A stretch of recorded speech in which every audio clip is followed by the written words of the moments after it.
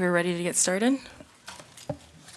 It is 7:06. Staff, if you could take attendance, please. Commissioner Dillard, Here. Commissioner Gathua, Present. Commissioner Harris, Commissioner Johnson, Here. Commissioner Krebs, Here. Commissioner Merritt, Here.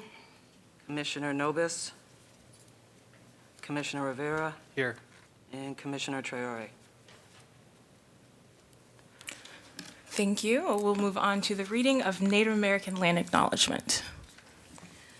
We meet today in the community of Iowa City, which now occupies the homelands of Native American nations to whom we owe our commitment and dedication. The area of Iowa City was within the homelands of the Iowa, Meskwaki, and Sauk, and because history is complex and time goes far back beyond memory, we also acknowledge the ancient connections of many other indigenous peoples here.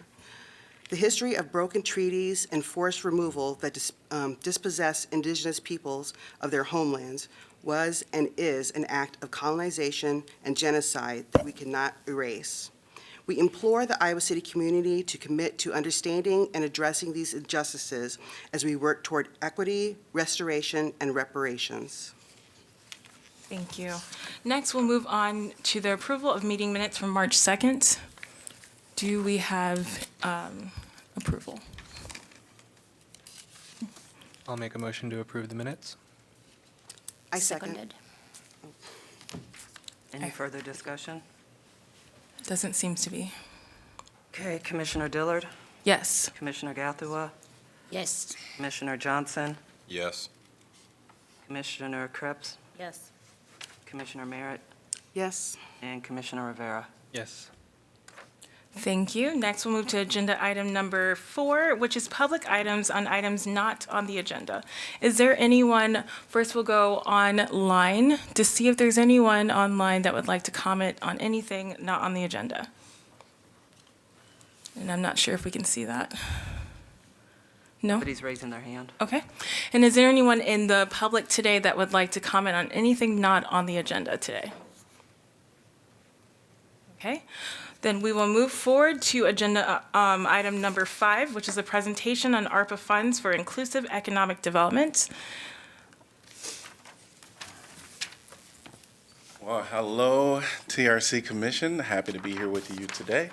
I am the City of Iowa City's Mayor, Bruce Teague, and the presenter of this plan will be our City Deputy Manager, City Manager Redmond Jones, and he's sitting right here. But I wanted to just give a brief review of what this is and how this came to be. So many of you know that we received some ARPA funds, $18.3 million. And with those funds, it's an opportunity for communities to really look at how can you be more resilient. Actually, there's a bunch of items that the City Council has went through. I wish I could show you this beautiful little Excel spreadsheet of some of the things that we've been doing and talking about. But of those $18 million that we started to talk about, the City Council began to put together what are some of the programs that we can address. You might be familiar with a few of them.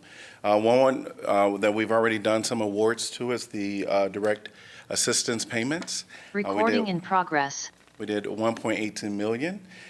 We also did a shelter house housing stability pilot program, which was 1.14 million.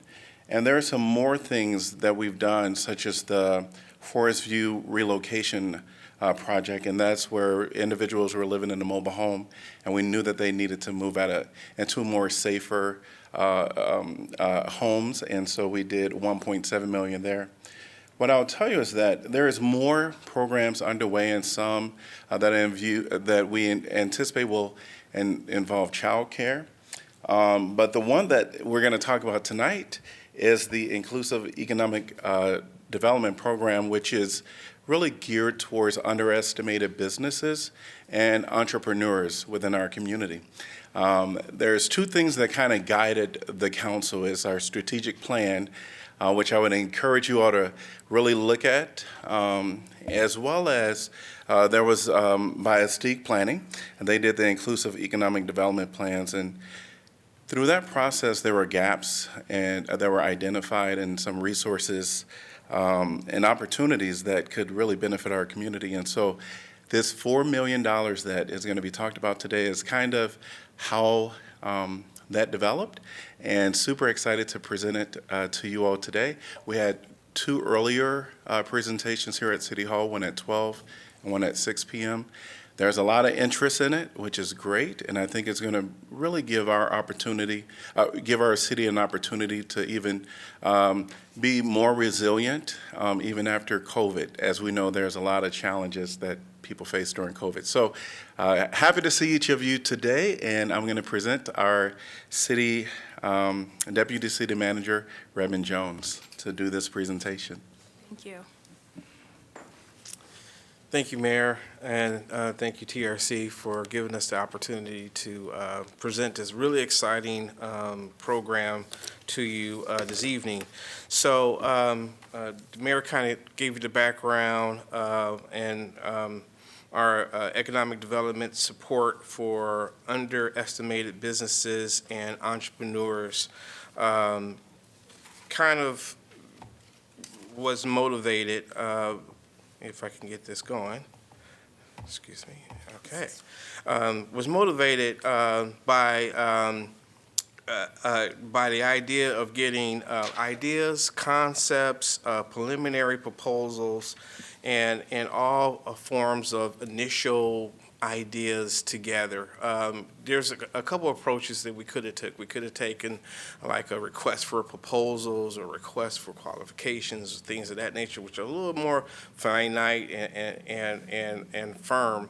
But we wanted to take an approach of kind of more encompassing, having the ability to kind of negotiate and help applicants and submittals to negotiate some of the challenges and barriers that are out there, and maybe even collaborate with one another to become a stronger proposal as a group. So we wanted partnerships to be really part of this, and this process gives the city the ability to kind of bring those kind of things together. So build support structures for underestimated businesses. That's the focus. Also to address some of the issues that we were able to identify through some of the planning processes that we've gone through, and I'll talk about the strategic plan a bit, as well as the inclusive economic development plan work that has been done. The city intends to award roughly $4 million, and we kind of used $3 million that we kind of estimated that might be interest in physical space needs, and then also about $1 million in business, what we call business support needs. Now, these are not hard, fast numbers. We just assume that, physical space usually means buildings, land acquisitions, things that are a little more costly. So we just identify that. But it really depends on what we get in. It may be that we don't get a lot of interest or recommendations that we feel comfortable moving forward at this time in that area, but there's some real outstanding programs like maybe a revolving loan program that is more in line with business support that might need more than $1 million to start with. So these are just, numbers that we kind of use for planning purposes on our end, but we encourage folks to submit those statements of interest across whatever they think would be needed to get those ideas and concepts off the ground and be successful. I also want to take a moment to just remind everyone, we kind of put this out on March 15th. The deadline is May 1st, and we're looking at 4 o'clock to get those in. So if there's any interest, my office is available to answer questions, work through any challenges you may be having in preparing your proposal. And, I'll also talk a little bit more about getting those ready. So just kind of talk a little bit about some of the big planning initiatives that went into this. We talk about this strategic planning process as the city council went in. There's major impact areas, housing, neighborhoods, mobility, safety and well-being. We're really going to be focusing in on the economy. And the other piece, which was also mentioned, there was considerable work done by Steak Planning, and they worked on the Inclusive Economic Development Plan, which was really driven by Johnson County. So dealing with the economy, and there's multiple aspects here, but what we're really zeroing in with this particular program is three major strategies. Is one, reinforcing Iowa City as a premier community to locate and grow business. I think that's like one of our primary goals in trying to provide a economy and a ecosystem that really aspires growth of business in our community. Two, to ensure appropriate infrastructure in the place for future business growth and development. And three, cultivate a strong entrepreneurial and small business ecosystem with a focus on creating new pathways to successful and success for businesses owned by previously systematically marginalized populations. Also looking at the planning process that went into the Inclusive Economic Development Plan. That process involved a number of community outreach endeavors as well as a survey that was done. And in that, one of the things that it identified was some of the barriers that many businesses, underestimated businesses, have to encounter. And we're not saying that these are the only barriers, but a strong proposal is going to take on as many as these barriers as possible. The more barriers identified in here that a proposal can take on, the stronger that proposal is. So issues like cost of rent, I think we know that's a challenge. Gaps in information. One of the common things brought forth is maybe getting a runaround, trying to find the resources that are out there, being told one thing and then finding out that that's not actually the truth, and those kind of things that make businesses or entrepreneurs frustrated before they can even get their business off the ground. Lack of access to financing, that's pretty straightforward.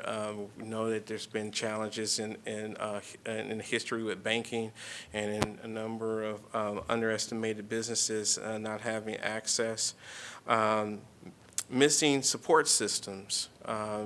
Businesses need access to lawyers, access to accountants, access to management consultants, those things that help a business, once it gets established off the ground, prepare itself to be successful. Dealing with a hostile environment, basically discrimination in the marketplace, lack of mentors, and also identified as lack in child care. So these are things that, kind of come to us as, yeah, this makes sense. And we're not saying that these are the only things, but to the point that a business or a statement of interest can bring these issues and maybe even other issues that it has encountered and be able to articulate that in its proposal would be, a strong proposal. So just kind of talking about the two types of projects, touched on it a little bit with physical space and with business support systems. Some examples to physical space may be collaboration such as shared retail space or community kitchen, a youth entrepreneurial program or a community center where activities of starting your own business or supporting your own business can be cultivated. Might also be, like we talked about, building, land acquisition, construction, remodeling, refurbishing, even things such as furniture, desks, and things of that nature, those physical things that a business need to be successful. On the other side, we're also looking for business support programs, and this could be administration of small business grants or loans. Technical assistance can take a number of different formats, and we talked about some of those things like accounting services. Community navigating could be just working through finding out where resources that are already out there in the community, but for whatever reason, we can't seem to get access to them, someone that can help you get to those. Maybe even advocating and potentially lobbying for particular business interests. Support networks and professional support systems. We kind of talked about, but also mentoring programs.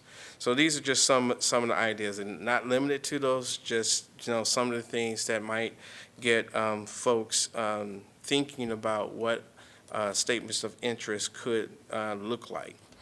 And just, a couple of examples, and we kind of covered this in our earlier meetings, and we had a lot of businesses that were in attendance and wanted to kind of, do a lot of examples or at least in theory what a good proposal might look like. So we kind of went through some examples.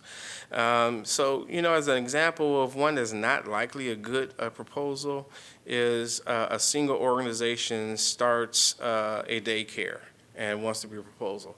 Now that is obviously needed. Daycare has been mentioned in a number of the planning process, but it's an individual business need. What we're looking for is things that will make us a systematic change in that environment, right? We think at some point in time, those individual business needs will certainly be coming forward, but we're looking at what's the framework that some idea is going to be able to cultivate and meet those needs. So from this standpoint, at this particular level of funding, not necessarily likely that would be a strong proposal. However, if you take that same base idea and you take that single organization starts a daycare business focused on parents with home businesses that offer drop-off care with flexible hours for businesses, and then you start to see it becomes more of a support service for businesses, and it becomes something that helps deal with that ecosystem for businesses. So that's better. It even gets stronger if that same partnership can offer office space and meeting space where businesses can have his business meetings there, have childcare there at the same site, but then also maybe access some support services that might also help businesses like maybe accounting and something like that. So that becomes a very strong proposal. A food truck business that wants a new loan for a food truck. At this particular stage of funding, not necessarily a good proposal. But if two or more organizations plan to start a community kitchen and offer restaurant and food truck businesses classes, well, now you start to see that it's becoming more of a community-wide approach and providing a need out there. And then another example, an individual business wants to provide translation services for the Congolese entrepreneurs. Again, really strong, but it is dealing with one community and individual business. What would make that stronger is if individuals team up and other translators create a center that would provide translation assistance for multiple languages. So you can kind of see where we're going here. The more communities that you can bring abroad, more partnerships that you can form, increases the strength of a proposal. And taking that same approach and bringing all those together and adding on other support services for businesses makes that proposal even stronger. So I think you kind of get where we're going on there. There's just a couple examples that we give there.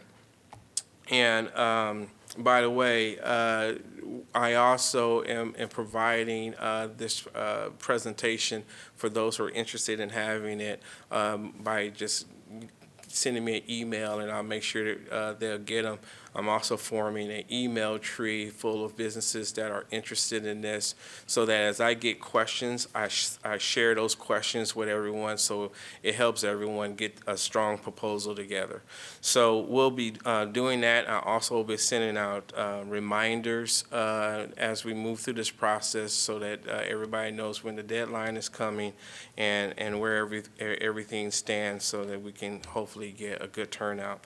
Now, speaking on submissions, I wanted to take just a quick second to talk about what it looks like. And I think we even had some comments of folks that get intimidated anytime they hear about a grant, and they think that you need to have a grant writer to go after that. We're really looking at making this as pretty straightforward and simple to maneuver as possible. So all we're really looking for at this particular stage is a cover letter, a general description of the purpose, benefits, and goals of your statements of interest. We're also looking for statements that build community. Obviously, this is ARPA dollars, American Rescue Plan dollars that came from COVID-19 response. So we're looking for things not necessarily to prepare us for the next pandemic, but the things that give the community ability to bounce back a little faster when reaching some type of crisis like that. So resiliency is important. Estimated budget, we're just looking for big pictures here. What you're looking for from us as an award, but also what you plan on bringing to the table as well. And it doesn't necessarily have to be dollars. It could be, I have an old building and it needs help. Well, that building itself is a value of something, and you bringing that together, it leverages that. We're looking for even your time, your efforts, some accounting of what that is going to be. That sweat equity, that's important to know. So we're looking in a big picture, but we want you to also think about what are you bringing to the table, and it's an investment, it's an exchange. Business world, you constantly hear skin in the game. We're looking for skin in the game. Preliminary timelines, if there's any kind of time-sensitive aspects to your idea, we want to know about them. We want to get some idea of what your estimates on, if everything goes well, what time do you anticipate before the program that you're working through would be implemented. Track record is, again, something that we had a lot of questions about. Let us know what you've done to date. Doesn't necessarily mean that what you're presenting you have to know all the ins and outs for. We kind of expect that no one person or one group is going to have all the pieces. This is why we think partnerships are going to be critical in this program. So there may be times you don't know who they are, you don't know where they are, but the idea is we might wind up by getting proposals and then bringing people together by looking at those proposals and saying, hey, you may want to work with this group or that group to make it a stronger proposal altogether. We like to say better together, stronger together. So we're looking for those opportunities as well. But we need to know if you don't have a track record, give us the statement of your abilities so that we can match those things up for strong proposals. Also, statement of work to date. If you have some past successes, even some past failures that you've learned from, we'd like to know what those are. And any other supporting information that can strengthen and bolster your proposal. So again, The request for statement of interest, we've put that out, but we also have it online now that folks can get more details about what we're looking for with the submission. And real quickly, what our process is going to be as we get those submissions in, we'll be forming a review committee. City staff's going to be working with the mayor to review what we've received. We may be bringing folks in for interviews, mostly in the area of getting clarifications, but maybe even exploring partnerships or refinements within the proposal that we've received. And then the next step would be to recommend to City Council statements of interest that may be ready to move forward to the next level. And what the next level looks like, or the next steps, would be working with those successful selected partners to develop those statements of interest into formalized proposals. So the hard part of putting together a grant, we're going to work through that with applicants and work through any challenges their particular proposal has to help them prepare and get it ready for a formalized submission to City Council. And that could be at various timelines, depending on the proposal. We suspect that if there's a proposal that, hey, I need to have a building here, well, we'll work with them to get architects or engineers to help develop a building. We'll work with real estate professionals to identify the appropriate location or acquisition of land, those kind of things. So it kind of goes, at its own pace. Who knows? We see a great loan program, and all we have to worry about is building debt reserves and things of that nature, and we don't have to worry about those things. Those might go a little faster than something that requires physical space. But that's kind of, the big picture in a nutshell. I kind of ran through that real quick because I know you guys got a long meeting. I do appreciate you taking giving me the opportunity to take a little time to kind of walk you through this a little bit, and encourage anyone interested to reach out to my office. And we're really excited to be able to work with folks to really bring this to fruition. Thank you. Any questions I should ask? Tons. I know, first of all, thinking about like a physical space, building, and how things are very tight downtown. I'm assuming maybe planning and zoning is on board with trying to help facilitate maybe rezoning if it's necessary for business. So those are the things that staff will work through with whatever that proposal is. And we're going to assume that, as long as it's within Iowa City proper, we'll work through whatever those challenges are. And if some of those challenges become insurmountable, we'll find other locations and provide other options. So those are the kind of things that we would have to work through that could take some time, depending on what that particular proposal is. And I was also wondering, is the May 1st date of a deadline, is that enough time? I mean, has word been out enough that people can even respond and get the statement together in time? Yeah, so great. We think so, because this is not something that has to be very sophisticated. So I think in the previous meeting, I kind of showed it, and maybe a little tongue-in-cheek, but I kind of compared it to a napkin and drawing an idea on a napkin, and a lot of great entrepreneurs started an idea out with a picture on a napkin. Not saying that we want a napkin with a picture on it, but we're saying we don't want you to spend a whole lot of idea. We don't want dissertations and theses, and I don't want to put a number on it, but I'm assuming anywhere between 2 5 pages, something that allows you to talk about those ideas that you want to do, give us what they are, talk about a bit about yourself and how you think this was going to help.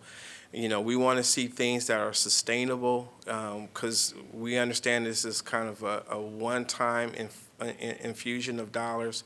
Show us how this is going to continue when these dollars run out, how this is going to continue. Just give us those kind of basics, and we'll come back, especially if we love that idea, and work through building that more thing that looks like a business plan or something that's more distant. So we think if you just kind of, the hard part here is kind of thinking through it. I don't think it's going to be putting it on paper. I think it's just going to be thinking through it, identifying where, even if you don't have a partner right now in mind, but gosh, it'd be nice to have a partner who can provide this. If you say that, that will be, suffice in helping us kind of say, well, we got some other proposals that have that kind of expertise that could be brought to that table. Or in some cases, we may have proposals that don't get picked up right away, but have some aspects that have merit. We might pull it in later after another proposal is being developed and we realize that proposal is missing something. So it is a communication that doesn't stop with just May 1st, but it's a communication that if you give us the basics, we can pull on later, and that's what we're hoping for. I was also wondering about, especially if you're talking about partners of different types of businesses, are you going to think about an online, maybe like a clearinghouse database that somebody can look up and see who's even around that does this, that maybe that they could talk to, or is all that matchmaking going to be done in your department? Yeah, we're looking for that to kind of happen in the process. So my department, the process of review, and the actual submissions that we get. And, we've talked through, if for some reason we know there's a need out there and for some reason we don't hit an interest or get an interest that hits to it, then the city's back at a point of trying to devise a program for that particular need. So we're kind of really flexible and kind of might feel a little wishy-washy, but we're kind of doing that on purpose so that we can have as many opportunities to create innovation and bring people together to work together and hopefully be sustainable. Thank you for this presentation. I'm excited to see what comes of it.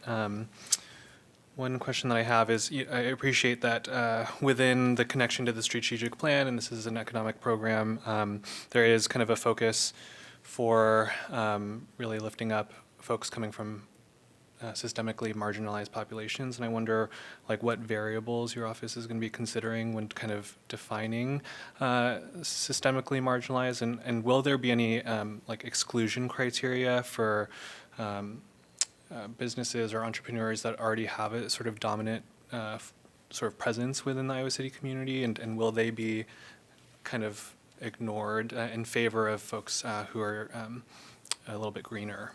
Yeah, so great question. So the way we have set it up is that we're going to be using the state targeted small business program. And if you know about that program, it's focused on protected classes, women and veterans, all are, within that program. So we're really not going to be taking on that outside of, we're going to be helping businesses get established with as a targeted small business through the state certification process. The other part of that is we're going to be focused on partnerships that have 51% control in Iowa City-based businesses and targeted small businesses. Other businesses outside of those realms are welcome and desire to be part of partnerships. It's just that the controlling interest in that group will be Iowa-based and targeted small business. And have you all projected, like, how many awards you anticipate giving out with this money? That's another one. We're just got to wait to see what we get. I have no idea of what that's going to look like. We do know that we're focused and intending on spending $4 million in this effort. And who knows, if things are really great, we might have to revisit if we need to do more. But that's kind of where we are right now. I had one more quick question about the review committee. Mhm. Who are you looking for to be on this committee? Who qualifies and who doesn't qualify? We've kind of got that locked in right now. The mayor's going to be on that. Myself's going to be on that. Wendy Ford, our economic development coordinator, is going to be on that. If there's room for another person, I'm probably not going to rule it out, but that's where we're working on right now. I'd really hope, I'd really hope that should this be a successful program, that the city consider this not being a sort of one-time thing, that we can sort of build up this as an ongoing support for the community, because I think that it is really awesome. But one of the questions that I have is, you know, what is sort of the measure of success with a program like this, and how will you know, yeah, we did the thing? Yeah, I think, you know, there's still some room for that to be more articulated, but I think starting off, we're going to be looking for, you know, sustainability is going to be a huge issue. We want to see something that's going to make a systematic change to the ecosystem, the economic ecosystem that businesses have to deal with. We're looking at ideas that can hit as many of those barriers that I talked about as possible. We're also hoping that whatever partnerships come together, that they're able to amass an investment that is close to reflecting the investment that they're asking from the public sector. We're hoping that this is kind of a team approach and not just a grant. So initially, that's what we're looking at. I'm sure it could flourish into more and bigger things, but that's what we're starting off with. Yes. Thank you for the presentation, and it's hopeful for me to see my city moving in the right direction in relation to economic equity. And when we talk small business, I'm wondering how small and how that is measured. How does one decide that I'm a small business? And then the other thing, I'm thinking in my mind that the business that are going to apply also do include some of our mission-driven organizations or businesses that really support the very marginalized in our city. And this brings a question in mind. Some of those, some people who work or direct or lead some of those organizations are also on our city's boards and commissions. And I ask myself, how will the city do the conflicts of interest, so that I would hate to see some mission-driven organization that really does great work and is really in need of such a lift that is being offered, closed out because some of their people are in one of our boards or commissions or, yeah. And then I noted, which I note, sometimes Swahili gets left out of the cities and organizations, and it's left out. And we do have a big population of our city using Swahili. Yeah, so that's something I would want to be included in whichever materials. And even if I'm not on the lookout, I'm going to note because I'm one of the Swahili users and translators and interpreters I'm not yet certified, other than by being a user of the language and being proficient. So, yeah, and thank you again for the presentation and us moving towards building our good city and bringing in those of us who are really marginalized. Thank you, Commissioner Swahili. And I will, now that I know about the Swahili, I know we had talked about it. We didn't know where to access it, so now that I know where you are, we may wind up rushing to get some of this information translated in Swahili and get that on our website. So we know where you are now, so thank you. And thank you for having Arabic and having capturing French and Spanish for our populations in the city. And users of those languages also, a lot of them happen to be the very marginalized. Thank you.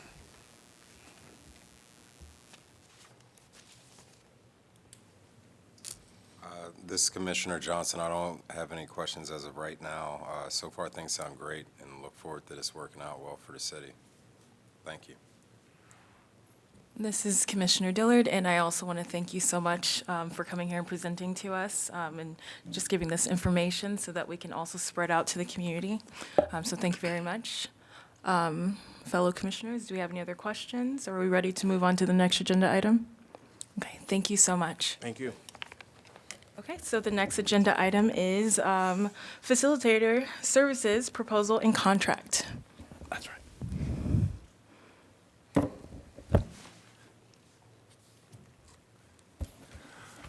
Hi, Eric Gores. I'm the city attorney, and I'm here once more to speak to you about the consultant contracts to work with facilitators for your group.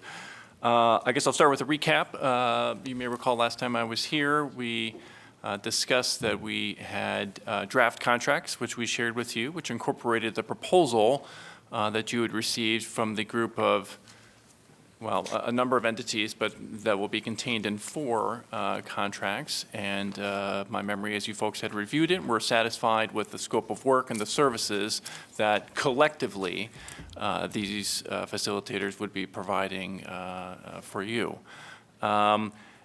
You may recall that there were a couple of compensation pieces that were still a little up in the air, and we've been able to bring that to resolution. Hopefully you've had a chance to review the late handout, most notably the cover sheet with the total team costs.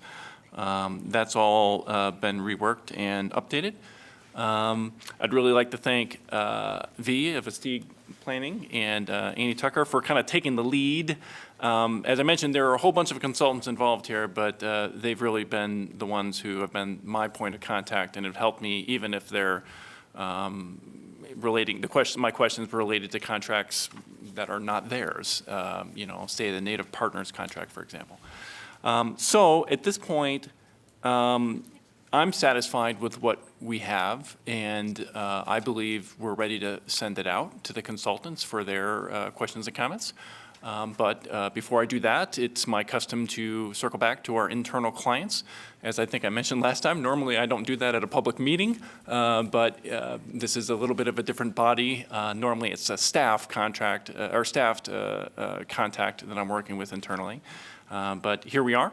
So does anyone have any questions or concerns about the content of the contract that I could help with before we send it out the door?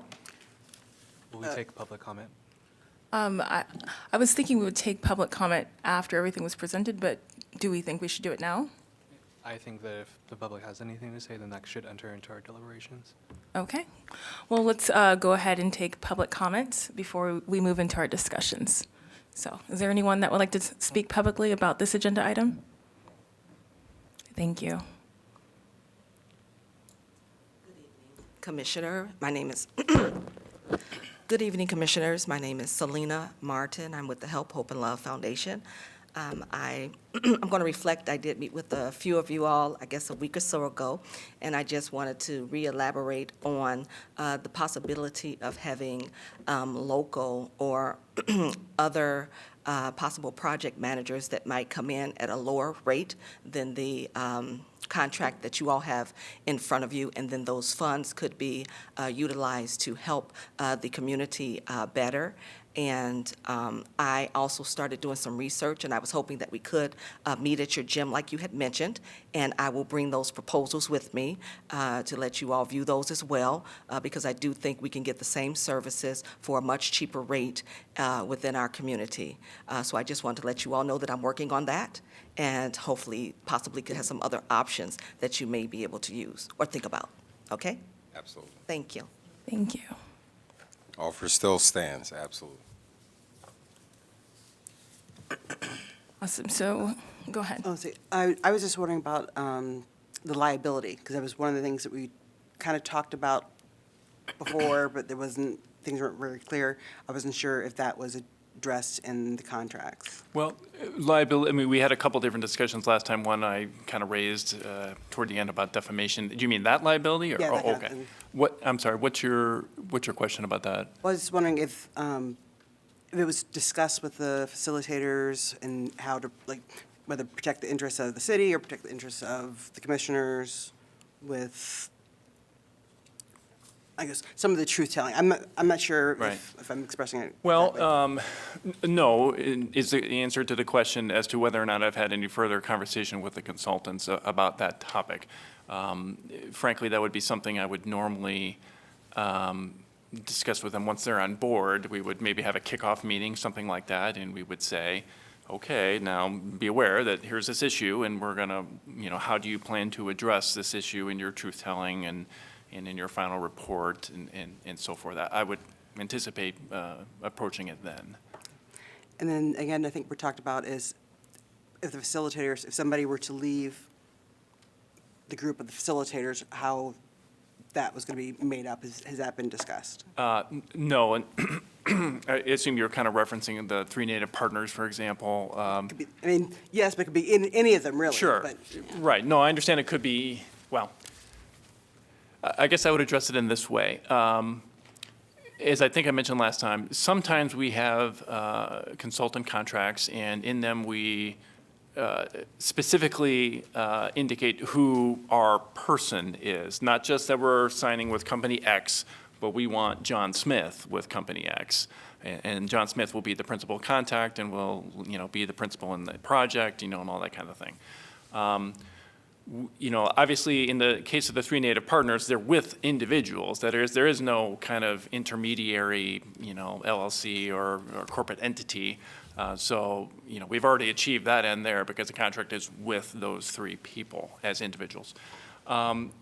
As to the other contracts, we have not. If the TRC would like to have specific people identified and have those people and those people alone be the lead representative of those respective firms, we can certainly do that and add it in the language before we send it out. But that would be normally how we address that issue.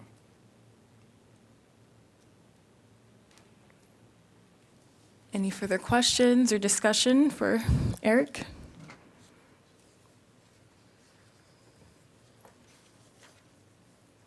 Okay, well, thank you for coming back to present to us. What do you need from us now? Well, I guess what I need from you is whether you're comfortable with the contracts as they are in the form in which they are found. And if so, I will send them out to the consultants and continue that process.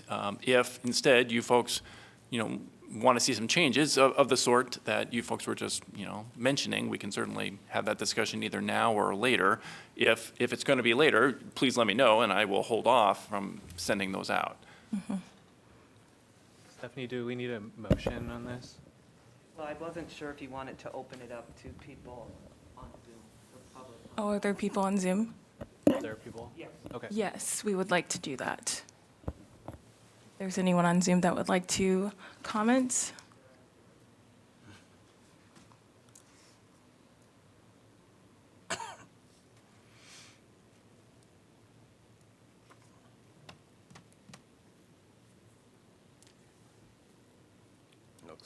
I'm not seeing anyone. Okay. Okay. Did you say give it another second? Is that what you said? If you would like to speak, could you please raise your hand or click the raise your hand button?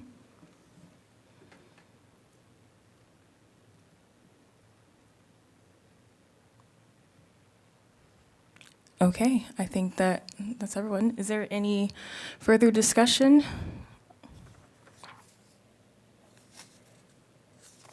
I'd like to thank you for. Oh, wait. Sorry. Annie. Annie, Do you you wanna make you a comment? raised your hand. Feel free to come.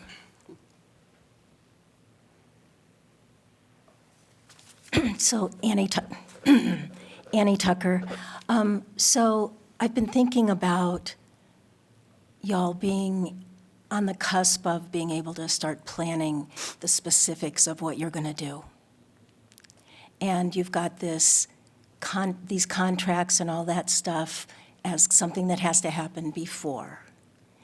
And so here's what I've been thinking. I'm a cisgender older white woman.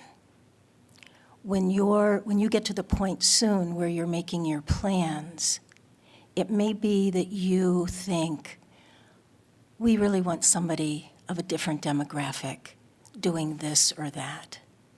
So here's what I've thought.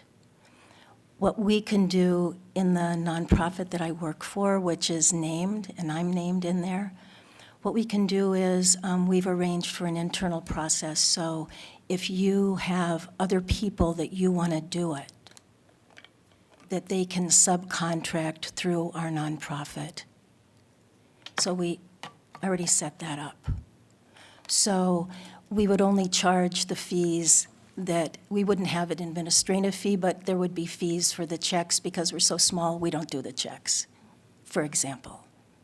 But I want you to know, as you're thinking about these contracts, and then as you're thinking about your plans, once you get into that mode, I want you to know that that's an opportunity that you have that hasn't been clear and that I just figured out that I wanted to make that possible. So that's within the structure of your decision-making, but it's a new option. So, any questions? I don't have any questions. Thank you so much for bringing that to our attention. You bet. It definitely Thank you. helps. Thank you. Actually, I do have a question for you. So if one of the facilitators does have a subcontractor for some part of the scope of work, is there anything that we have to worry about or the city has to worry about with that? Or since it's part of their subcontracting, we don't have to worry about it contractually? Well, I mean, ultimately, the general contractor in this context, and I know that it's a bit of a misnomer given that we don't have a general contractor, we've got these several contracts. But, in this case, Mediation Services of Eastern Iowa would be the general for that contract, and if they want to subcontract to someone else, normally that requires approval of the city, in this case of you, to make sure that that's okay. If there are any additional costs associated with that, we've set it up such that that would need written approval as well. But otherwise, it's fine under the contract setting if it's okay with you folks. Okay, that's good. Okay, so Just to add something to Lauren's question, and I guess the answer, what Anitaka was talking about, I think I saw it in the written contract already. It's already added in About Oh. subcontracting and so forth? about the subcontracting local organizations. Well, Or maybe. do you mean in the kind of broad terms and conditions Yeah, language? the scope.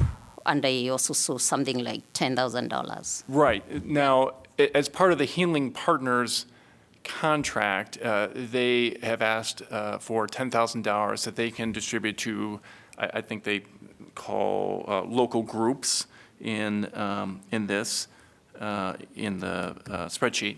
But yeah, I mean, it's local folks who are kind of helping with the mission. And that would be, I assume, smaller tasks. requiring, insurance and business, all the things that these consultants are going to be required to have, and for whom we would probably not have separate contracts, but that as part of the Healing Partners contract, they would be the ones who are kind of facilitating that and figuring out who's going to do what and how much they're going to be compensated for that work. Is that responsive to your question?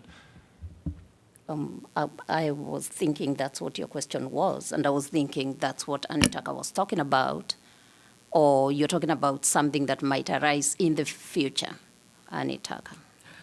I think V is going to come and explain. V Fix My Rise, SD Planning. Yeah, so it's kind of a couple separate things. So the 10,000 we had kind of called out in our contract specifically just to set aside a pot of money because we know that there will be local groups and people that are going to come forward. We will strive deeply to make sure that that happens so that we have local buy-in and local people working. And then what Annie was talking about was sort of, I think, in addition to that, in addition to the work specifically that Annie does, and I don't want to take this, but it's like the healing circle work and the mediation services that you provide, that if there was somebody with a different demographic in that capacity, in that role, that she would just sort of step aside. Is that what you were, it's kind of two separate things. Two separate things. And I think what I want to say is, the way I imagine it, you guys are going to have a vision and a plan. All these folks in the consultant groups, we did the best to think of what we could bring since we got tapped with what we could bring, and so we made the budgets that way. But if in your vision you think it would be great to have so-and-so, we're not even holding ourselves out as to knowing who would get that 10,000, right? That comes from really your vision and process and your connections and people who present themselves or you know. That's how I'm picturing it. And all I wanted you to know is, in addition to that 10,000, if what you guys say is, yeah, and the stuff that mediation services was going to be responsible for, we're thinking this, and we're actually thinking these folks, could they just subcontract so we work within the structure that you guys are accepting, if you accept it, and yet you have choices, and things can grow organically from your vision and your connections.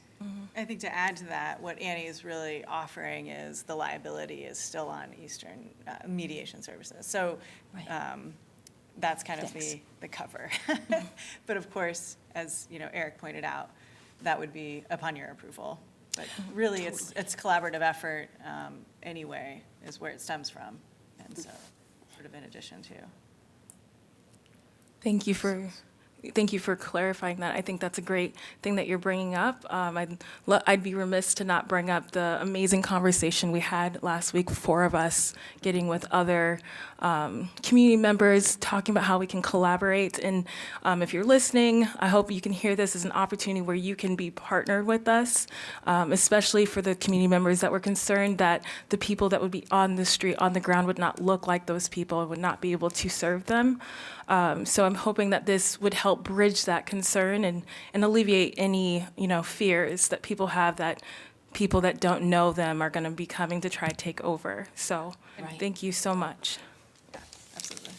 Thank you. Thank you. If I could, let me clarify one of the things, one of the vague comments I made a moment ago, which was about change orders and subcontracting to change the compensation that's included in the contract. I said that it would need to be approved in writing. I should be more specific. It would need to be approved in writing by City Council. And the reason I say that is that they're the ones, because this is a contract for consultant services of over $60,000. That's all the city manager authority is $60,000. Anything beyond that needs to go to City Council, and they're the ones who approve. Now, as you're aware, Council previously authorized the TRC to spend, I want to say it was $197,000 or something for consultant services. Obviously, we'll be going back. The latest figure here is $402,000 and change. If this body wishes to have some wiggle room built in for change orders and so forth, you can certainly request that of council, and if they agree to that, then we can include it in the resolution. We would, of course, or they would, of course, want to make sure that there's some, that they specify how much wiggle room there is. Is it 5% of the budget? Is it 10% of the budget? Is it a set dollar figure, whatever that is? So if that's something you're interested in, that's certainly something you can ask of council. But otherwise, any change order that would cause any of the individual consultants to exceed their not to exceed compensation figure would require written approval by the council. Would it also, if it's just like a reallocation where it doesn't necessarily change what the budget amount is, but if they're reallocating from one area to something else, is that something that they? Do you mean within the same consultant contract or across consult? Okay, I would say within the same consultant contract, that's fine, as long as consultant A does not go over the compensation that was listed in consultant A's contract. Great. Assuming they still are able to achieve all of the scope of services that are specified in the contract, of course. But if you were to say, you know what, let's have consultant A do the work that we thought consultant B was going to do, of course, we would correspondingly want to alter their contract. You would have to go back to city council for that. Okay. I have one additional question, and maybe I missed this before, but I do see on the last sheet that there's a third phase, and there's nothing put for that line, and I'm just curious. I'm sorry, which were you looking? It says there is phase 1, second phase total, and third phase total. Right. And so I'm wondering, how does that work if we deem that there's a third phase? We need to go back through this process again? Well, when you say the process, I mean, you would need to go back to city council, assuming you want to spend additional funds. Yes. Yes. Okay. Thank you. Sure. Did you have clarification, V? Okay. Are there any other questions, fellow commissioners? I'm addressing this to Annie.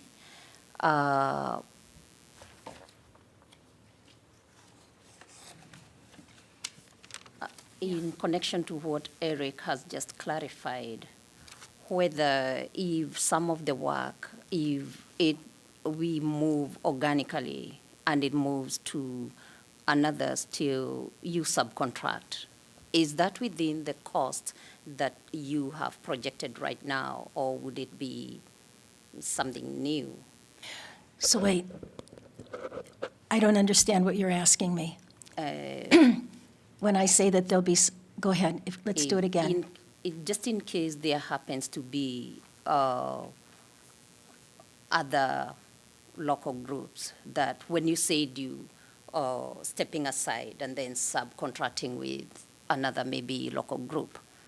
So that cost, is it within already what is budgeted, or is it outside of that budget? So I think that here's what I can imagine, and I'm willing to take coaching. What I did was make up something that was within my understanding of what I could make up. So are you saying, will all of the folks who subcontract, will they use up all the fees per hour? Are they part that of that is indicated part there? of the cost that you have projected, the budget that we have from you, from mediation services? So they can have all of it. Here's the problem. We're so small, we don't cut checks. I'm just going to be specific so that we can talk with that and see if I'm answering your question. There will be some, mediation services can't pay the $40 to cut a check and give somebody to do the things. So if we can find a cheaper way, great. But right now, that's all I know. So whatever is the total that right now is allocated to mediation services, that would be what I'm imagining is that's available to people that you select instead of, for example, me, and that they will be paid through that money, and I will have to I'm willing to find a cheaper way to get the mechanism of payment happening, right? The accounting and all that jazz. so that would be taken out of the total, but nothing else. That would be like an external service that I'm paying, and all the rest would be available for whatever, you mentioned different hourly rates, whatever, wait. You can tell that I'm operating on a human level and not the person who's an accountant or an attorney or anything else that will be helpful in the thinking through of this. But I'm telling you that the money essentially will be available in any way that is workable and what you want, to the people that you want. And there might be some expenses that have to come out of the big pot of money that is allocated for MSEI. But most of it will go to the people. So just Am I answering your question, Wangui? Yes, yes. Okay, and this is really to the best of my ability, and I'm willing to take coaching, right? Yeah, I'm also not a money person, and so I'm also speaking that, not an expert in money. So yeah, what I did get is it's within how you had budgeted. Yeah, yeah. And I'm meaning to do this so that you have more choice on the other side of this than it looks like you have now, right? Yes. So anything else? I'm really appreciative of questions. Yeah, Commissioner Krebs here. So from what I understand, you're willing to bring in other folks to assist with your portion. But if that were to incur some extra costs that are not in the budget that you've set aside, then that may need to come out of the other funds that are set aside. No, I'm saying that it would come out of the total that was set aside for mediation services, Right. not the 10,000. Wouldn't go into that. Right, It's just but- like, organizational expense for outsourced processing. So if I can jump in, the way I understand it is Annie right now is budgeted in there. But if she were to allow, I'm going to say Cliff, to take over, you would have to pay him. And Right. to pay him, you're going to have to submit a check, and checks cost. Is that what you're saying? That is what I'm saying. And because that, you're going to have to take whatever it costs to pay him, but everything else besides that payment is going to go towards the people that you're setting aside, let's say like Cliff. Is that what you're saying? That is what I'm saying. Okay. And then there's an important pronoun thing here right now. And for me, that is that I'm not going to be selecting those people. You are. I just want to be very straightforward about that. This gives you more choice.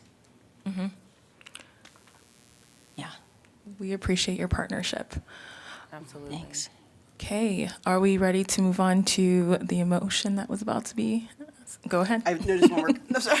No, it's Well, fine. Well, I think that the commission still needs to discuss with the city about how the whole money thing is going to be transferred and used in anyway. I think we've already had public comment. We're in the discussion section, so I can't allow you to speak right now. Cliff was inviting her Or up. were Yeah, you? I did. I thought we were still able to. I'm sorry. I apologize. Okay, go I ahead. just wanted clarity regarding the Phase 1, Phase 2, and Phase 3. That's a good question. Of the Phase 1, what number was allocated for that part of it? Was there a certain dollar amount for Phase 1? Yes, $190,410.98. Phase 2?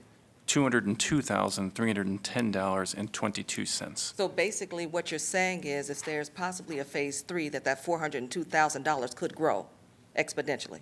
If there is a phase 3, yes. I would, if it's okay, I would love to ask our partners to come and explain the phases so we could get an overview of what this actually means for the entire community. Absolutely. Thank you, and thank you for the opportunity. I know it's been ongoing, it's been some time. So really, Phase 1, when you look at it, is the education, understanding, how are we going to be, how the commission is going to be embarking on this journey, essentially. And a lot of that is Think Piece coming in, and I know there has been some education there with Think Piece. And then, so that education component is huge. And then there's also some strategic doing that will happen that will really kind of hopefully catalyze into, what are the actual, projects and things and people that will be partaking in, right? There is components throughout that are about like truth-telling, fact-finding, and those things I think start getting into that second phase.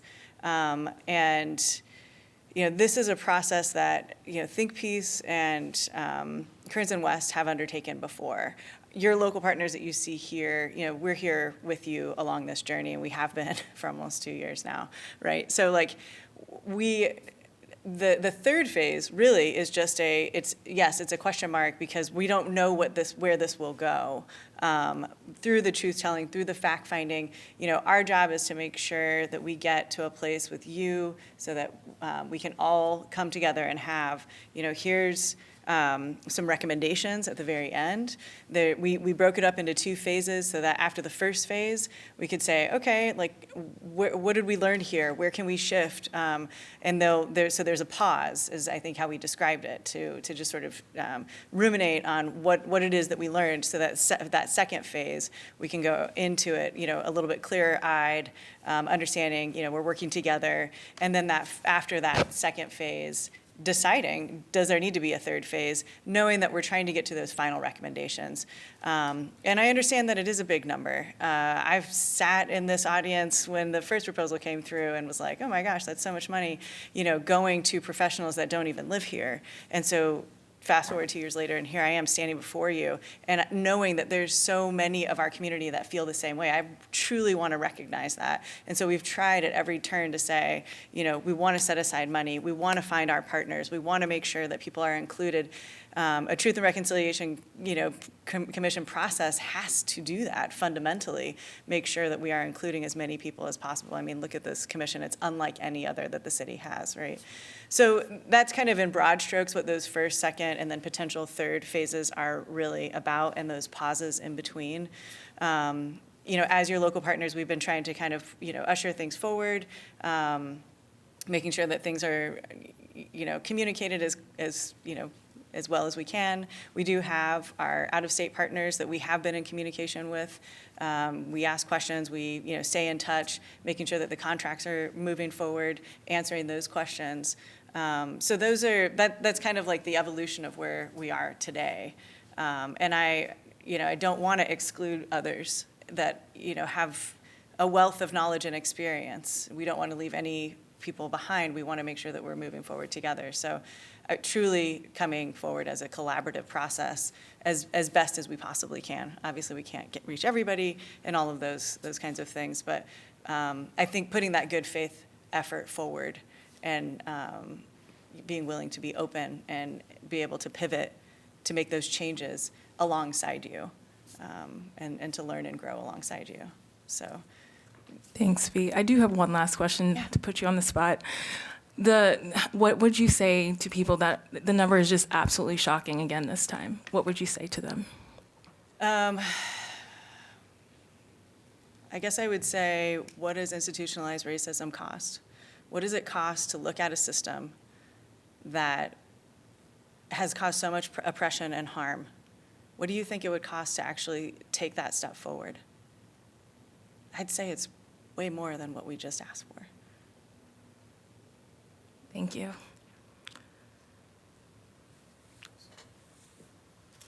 Any other discussion?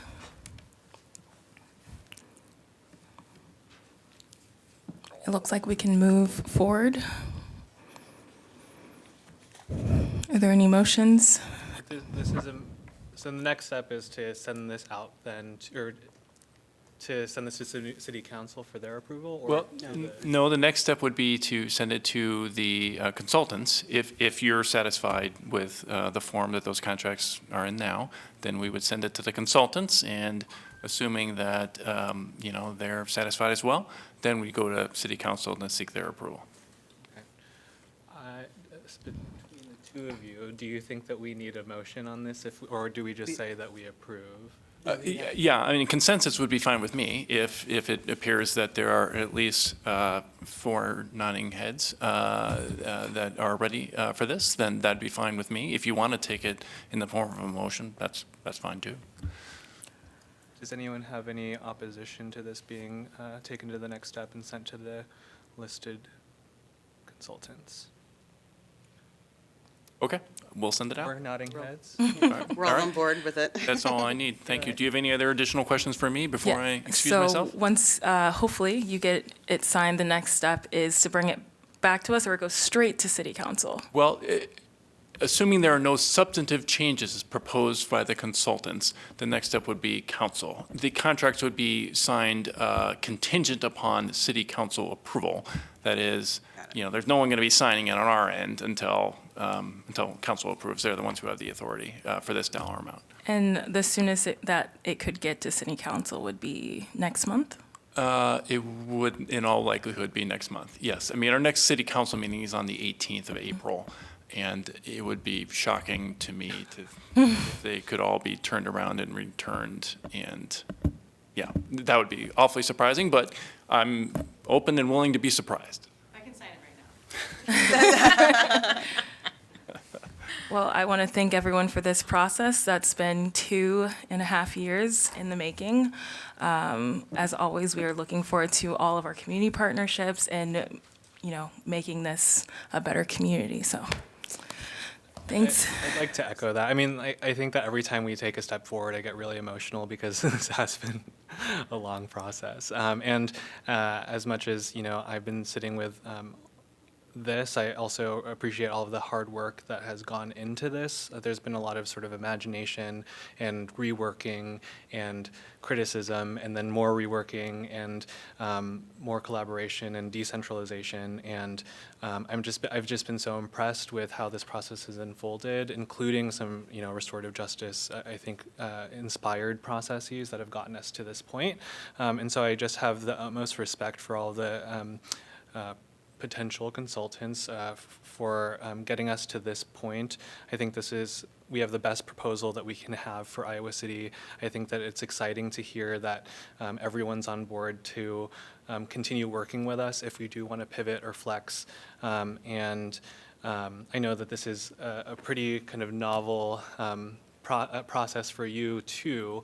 So thanks for working within the constraints of how this body has to operate.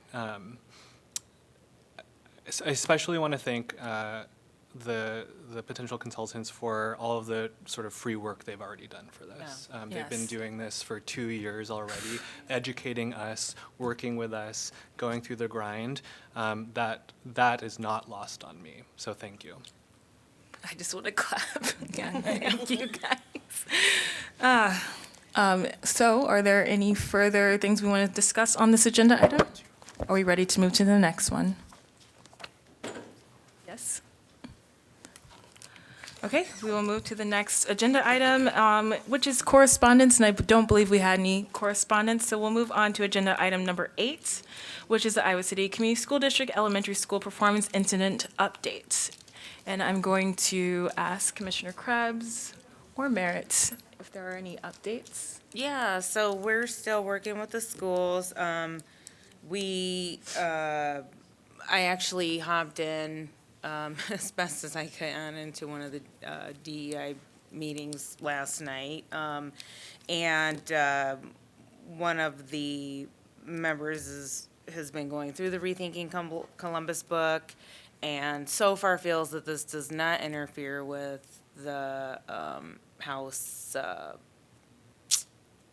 what was it, House 802, I can't remember, sorry. Yeah, that kind of causes some roadblocks for us. But so far, this book has been okay, according to her. I met with Laura Gray and Carmen. I can't remember her last name. Laura is the executive of the Diversity and Equity Inclusion group for the district, and then Carmen is in charge of like the curriculum. So I met with them. They have a lot of, I can tell they're really working on this. They had a lot of great ideas, and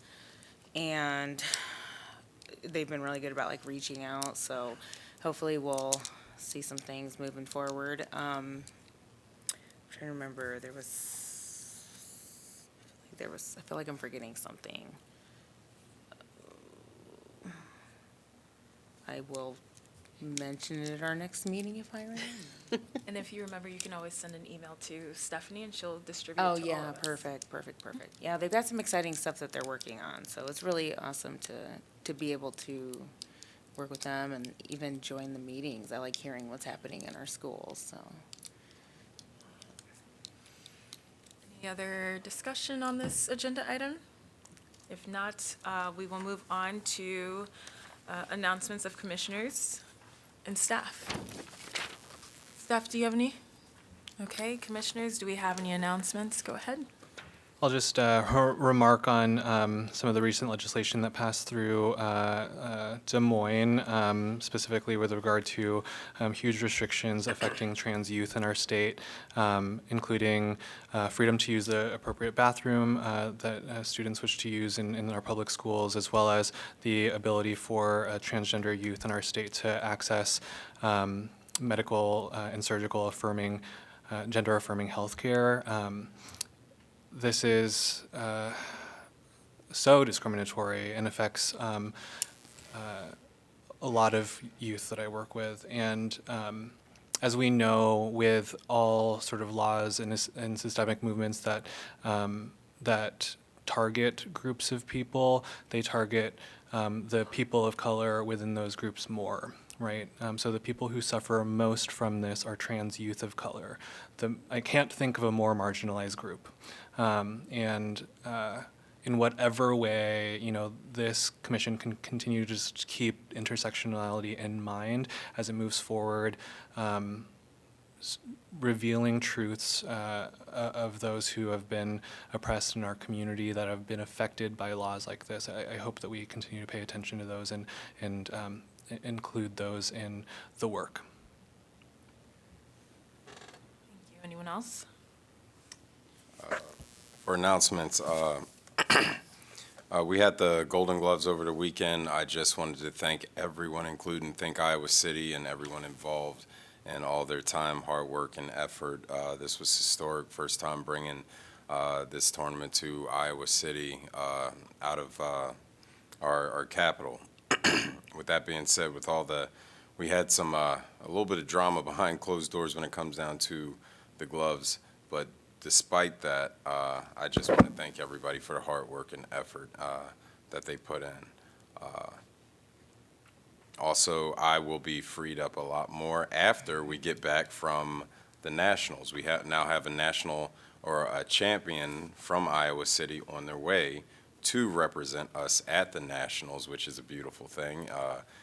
When it comes down to Iowa City, Cedar Rapids, and Davenport, we are the ones who are pretty much representing Iowa right now. That is historic. That's a beautiful thing. And once we get back from there, I will have a lot more free time, and I would like to focus and get with every community member possibly and every group that we can a lot more.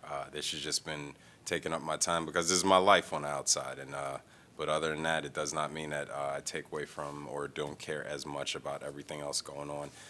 I just would like to focus it a little bit more, a lot more after this. So I look forward to working with everybody a lot more in the near future. And so far, this progress has been fantastic. It is a beautiful thing, and it does feel good to see moves going forward in a positive direction. I really think we're going to make great moves in the future. So with that's all I have. Thank you.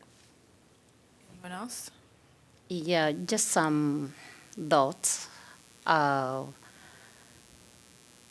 this is not just to us here, but also this is public. Kenya, which sits it's a seat for United Nations Center for Headquarters for Refugees in the region. Right now, and I'm talking about this, I am an immigrant from Kenya. And so right now, there have been, for the last maybe 2 weeks, some demonstrations that have violence. And this has made Senator Kuhn from Delaware and the U.S. Embassy in Kenya be involved in brokering peace. It's fragile, so I'm just sending thoughts out there about that. Then if anybody would wish to get involved here in our city and our county in the Welcome Week to refugees and immigrants in the first week of September, I coordinate NISA in Iowa City and Eastern Iowa. So you can reach out to me if you want to be part of the celebrations, the welcome celebrations that will happen. And I'll send out an email through the TRC email on the progress and how that is going. The other thing, I shot out an email about donations, especially for hygiene products, and there are links to where it can be sent. Those links lead to the faculty from Grand Canyon University that are traveling to Zambia. I am one of them. If you're in Iowa or in Iowa City, it is all right to inquire from me or to have them sent to me. And since we don't travel until May 18, I will keep repeating this message and answering any questions that may come my way. The other thing, this week we are having Holy Week for some people, depending on your belief, your religious belief. We have Passover. Then we have Good Friday and Easter weekend. And we have Ramadan. So I wish everybody the best as you participate in the activities of all those religious activities. Thank you. Anyone else? I have just a couple announcements. First, I wanted to thank whoever showed up for my organization yesterday to Shakespeare's. Just want to let everyone know that we are running a campaign right now because 45 of our youth in our after-school programs from 2 schools that have the highest free and reduced lunch rates in the school district are going to be losing their scholarships this summer. So we're raising emergency funds so that they can attend summer camp. If you don't know, after-school programs and summer camp programs are so important for kids, especially for parents who rely on those situations to allow them to go to work, as well as give their kids a safe place to go and spend time and work on the skills emotionally and mentally and physically that they need. So we're going to have a couple other fundraisers throughout this month and next month. If you see it on Facebook or if you see it on social media or just online, please share it because it's really important that we don't have to turn any kids away this summer, and then for the scholarships that will be possibly lost during the school year. On another note, for us in this commission, as was mentioned earlier, a few of us did meet with some community leaders. I've been in contact and they'd love to continue those meetings. So just be on the lookout for more requests to see who is available and willing and wanting to meet with other community members as we try to discuss and get to know each other even more and collectively build what we're trying to do here as our commission. And lastly, I want to say I hope everyone is taking care of themselves. It's April. I can't believe it's April already, and it's been a long year already, at least for me, so I hope that you're taking some mental time for yourself. Good one. So if there's no one else, I'm going to ask if there's a motion to adjourn. I move. Seconded. Thank you all.